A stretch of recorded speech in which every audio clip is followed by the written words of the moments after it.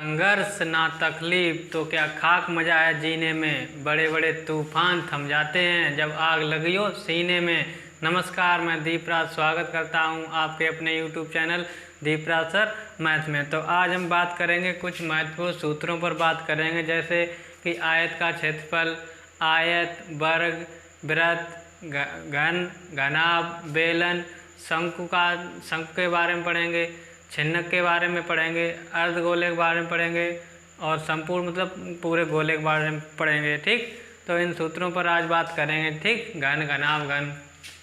देखिए, जैसे हम पहले बात करेंगे वर्ग पर। पहले किस पर बात करेंगे? तो वर्ग का क्षेत्रफल। वर्ग का क्षेत्रफल होता है भुजा इंटू भुजा।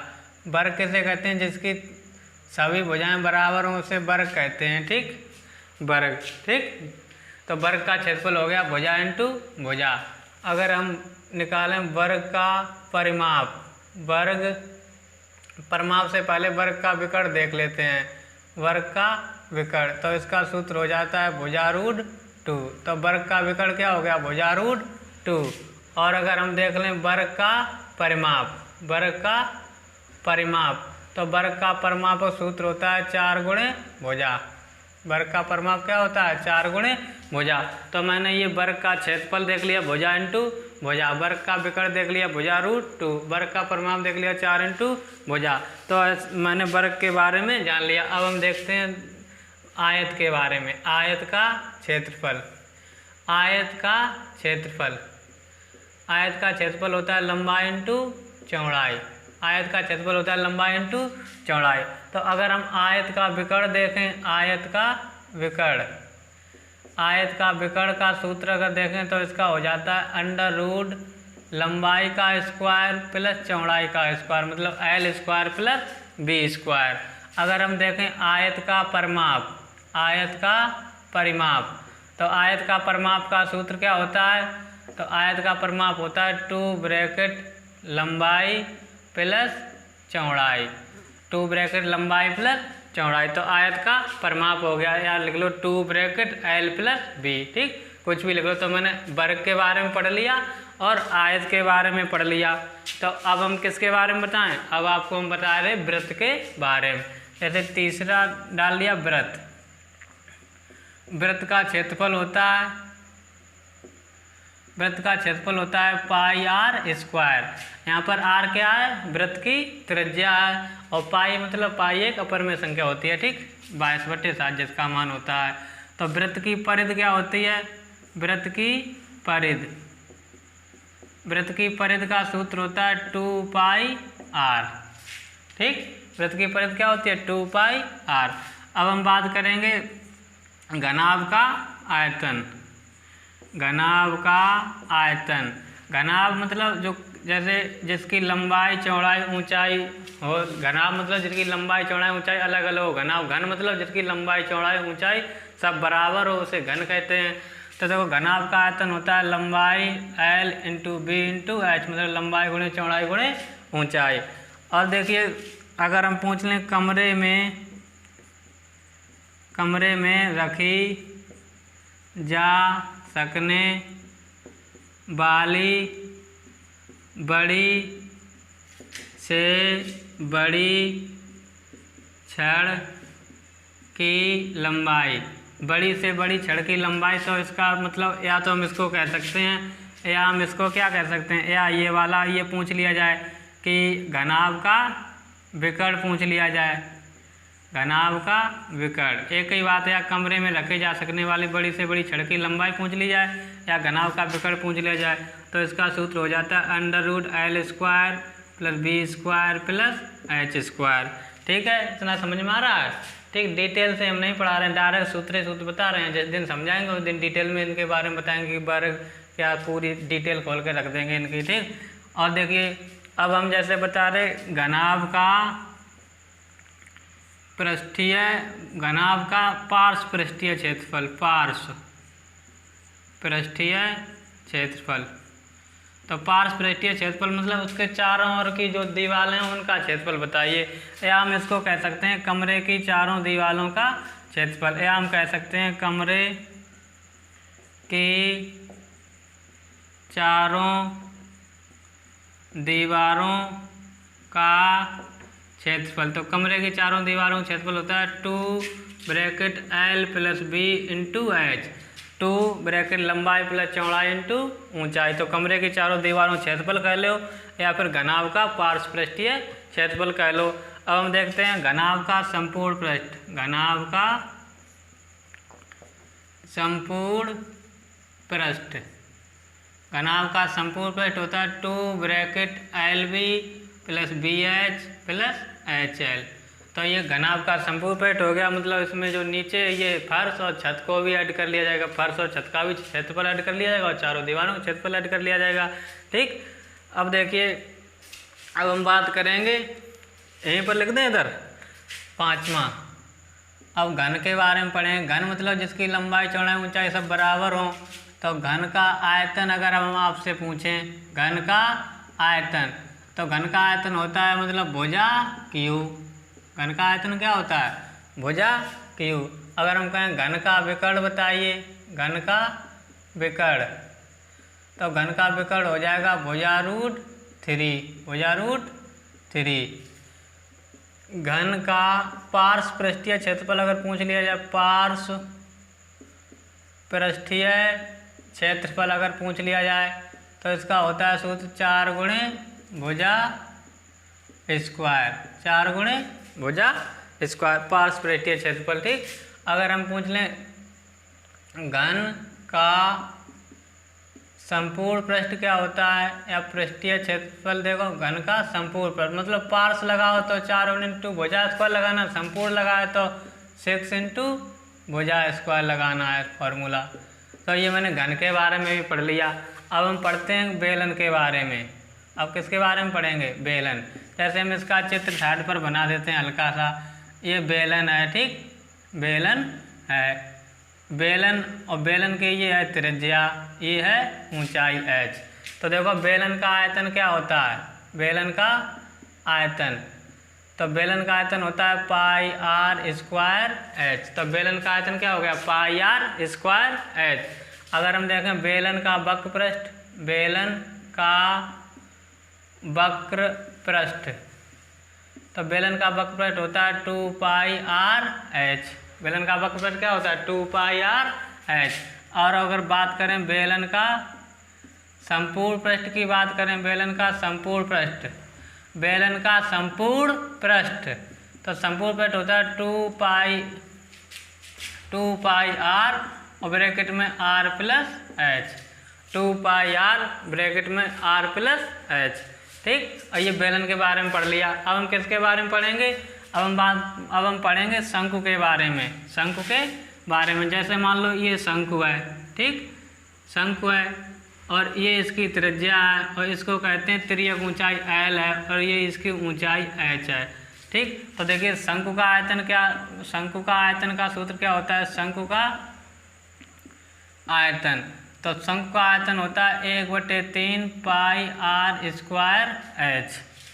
शंकु का वक्र पृष्ठ क्या होता है? शंकु का वक्र पृष्ठ तो होता है πr(L). शंकु का वक्र पृष्ठ हो गया। अब देखते हैं शंकु का संपूर्ण पृष्ठ। शंकु का संपूर्ण पृष्ठ होता है πr ब्रैकेट में r+L। πr ब्रैकेट में r+L। तो अगर हम शंकु की तिर्यक ऊंचाई पता करें, तिर्यक ऊंचाई, शंकु की तिर्यक ऊंचाई, तो तिर्यक ऊंचाई कहते हैं L। तो L अगर बात करें, L बराबर सूत्र होता है √h² + r²। ठीक, ये शंकु की तिर्यक ऊंचाई हुई L बराबर √h²। मतलब तो ये सूत्र देखिए, जैसे घन का आयतन भुजा क्यू, घन का विकर्ण भुजा√3, घन का पार्श्व 4 × भुजा स्क्वायर, घन का संपूर्ण 6 × भुजा स्क्वायर। बेलन का आयतन πr² है, बेलन का वक्र पृष्ठ 2πr है, बेलन का संपूर्ण पृष्ठ 2πr × r+। शंकु का आयतन 1/3 πr² है, शंकु का वक्र पृष्ठ πr(L), शंकु का संपूर्ण पृष्ठ πr ब्रैकेट r+L। शंकु की तिरछी ऊंचाई L बराबर √h² + r²। तो अभी ये हम रफ करते हैं। ठीक, इसको कायदे से अच्छे से अपने नोट्स पर लिख लेना और चलो हम इसको रफ करते हैं और आगे के देखो क्या बनते हैं सूत्र, उन पर चर्चा करेंगे। तो ये याद भी कर लेना, लिख भी लेना, याद भी कर लेना। शंकु का आयतन 1/3 पाई आर स्क्वायर है। शंकु का वक्रपृष्ठ पाई आर एल। शंकु का संपूर्ण पृष्ठ pi R into R plus L. शंकु की तिर्यक ऊंचाई एल बराबर under root H square plus R H, मतलब एल बराबर under root H square plus R square. ठीक, तो मैंने शंकु के बारे में पढ़ लिया। अब हम बात करेंगे जब शंकु को हम काटेंगे तो क्या बनेगा, बताओ कोई बताएगा? शंकु को जब काटेंगे तो क्या बनेगा? छिन्नक बनेगा। छिन्नक, छिन्नक मतलब बाल्टी। तो देखिए जो भी हो, आठवां जो भी हो, देखिए जैसे ये शंकु को काटेंगे तब बनेगा छिन्नक, छिन्नक बनेगा। तो ये है छिन्नक, छिन्नक। ठीक, मतलब ये अगर ऐसा करके बना लो, कैसा भी बना लो, चलो ठीक है, सही था, ठीक है, ऐसा बना लो। ये है, ये छिन्नक है। शंकु को काटने पर यही आकृति मिलेगी। तो ये मान लिया R1 है इसकी त्रिज्या, नीचे वाले की, ऊपर वाले की R2 है, और ये तिरछी ऊंचाई L है और ये सीधी ऊंचाई H है। ठीक, तो देखिए अब हम छिन्नक, इसे क्या कहते हैं? छिन्नक। तो छिन्नक का आयतन, तो शंकु का आयतन होता है 1/3 पाई आर स्क्वायर है, तो छिन्नक होगा 1/3 pi bracket R1 square plus R2 square plus R1 into R2 और इंटू H। ठीक, ये अगर हम बताएं शंकु का, अरे छिन्नक का वक्रपृष्ठ अगर हम आपसे पूछे छिन्नक का वक्रपृष्ठ क्या होता है, तो इसका सूत्र बताओगे पाई R1 plus R2 into L। छिन्नक का वक्रपृष्ठ हो गया। अब देखिए हम बात करेंगे छिन्नक का संपूर्ण पृष्ठ, संपूर्ण पृष्ठ। तो संपूर्ण पृष्ठ में क्या होगा, देखो ये वक्रपृष्ठ तो ये होगा ही पाई R1 plus R2 into L, लेकिन ये जो ऊपर वाले ये वृत्त, नीचे वृत्त बन रहा है, ऊपर बनेगा, इन दोनों का क्षेत्रफल ऐड कर दो, यानी पाई R1 square plus pi R2 square. ठीक, तो ये हो गया छिन्नक का संपूर्ण। अगर हम बात करें छिन्नक की स्लैंट हाइट, मतलब छिन्नक की तिर्यक ऊंचाई, तिर्यक ऊंचाई, तो छिन्नक की तिर्यक ऊंचाई वाला सूत्र जैसा L बराबर अगर हम पता करें तो H square plus R1 minus R2 का होल स्क्वायर, छिन्नक की तिर्यक ऊंचाई हो गई। ठीक, तो ये मैंने छिन्नक के बारे में बता दिया। ठीक, अब छिन्नक के बारे में पढ़ लिया। ठीक, तो हम बात करेंगे खोखले बेलन के बारे में। ठीक, खोखले बेलन के बारे में, खोखले बेलन के बारे में बात करेंगे अब हम। ठीक, ये देखो ये बेलन है बेलन। एक और बेलन बनाइए। ठीक, ठीक है, ये देखो बाहरी त्रिज्या को मैंने कह दिया बड़ी आर, मतलब बाहरी त्रिज्या कह दिया R1, और जो आंतरिक त्रिज्या उसका नाम दे दिया R2, और इसकी ऊंचाई H है ही। ठीक, तो हम देखो क्या करेंगे, तो ये खोखला बेलन है, तो हम खोखले बेलन में लगे पदार्थ का आयतन, खोखले बेलन में लगे पदार्थ का आयतन अगर पूछा जाए तो हम बताएंगे पाई R1 square minus R2 square into H, पाई R1 square minus R2 square into H। अगर हम पूछें खोखले बेलन का, खोखले बेलन का वक्रपृष्ठ, वक्रपृष्ठ क्या हो जाएगा 2 पाई R1 plus R2 into H। अगर हम पूछें खोखले बेलन का संपूर्ण पृष्ठ, खोखले बेलन का संपूर्ण पृष्ठ। ठीक, तो संपूर्ण पृष्ठ हो जाएगा 2 पाई R1 plus R2 into H plus R1 minus R2। ठीक, 2 पाई R1 plus R2 into H plus R1 minus R2। तो ये खोखले बेलन का संपूर्ण पृष्ठ हो गया। तो मैंने खोखले बेलन के बारे में भी सब कुछ बता दिया है। ठीक, अब हम बात करेंगे गोले के बारे में, गोला और अर्धगोला।